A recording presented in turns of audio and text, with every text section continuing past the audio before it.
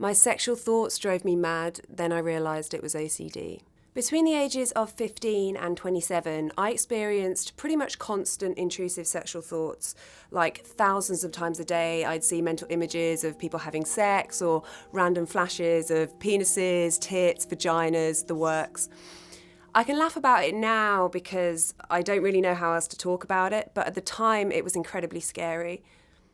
Sometimes I'd spend every waking minute thinking about nothing but little kids getting abused. I can't even explain how horrifying those thoughts were. The more I tried to get them out of my head, the worse they became and the more anxious I became.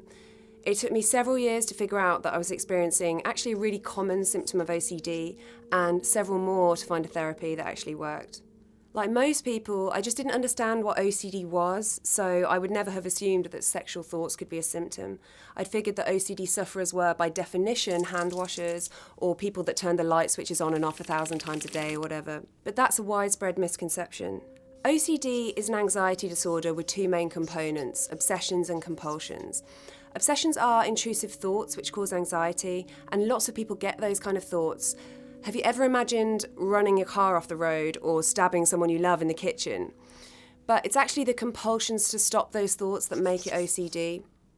When I first started seeing sexual mental images, I compulsively tried to make them go away by doing things like mentally shouting stop every time I had a thought, or by trying to force my brain to think about other things. What I didn't realise is that the more compulsions you enact, the worse your obsessions get.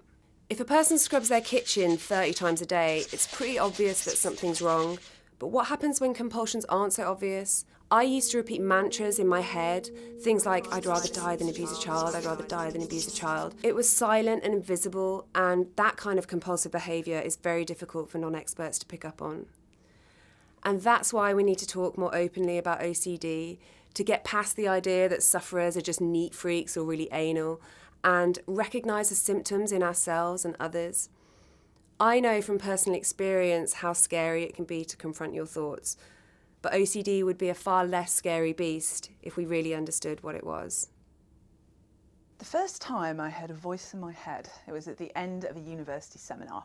It said, "She is leaving the room."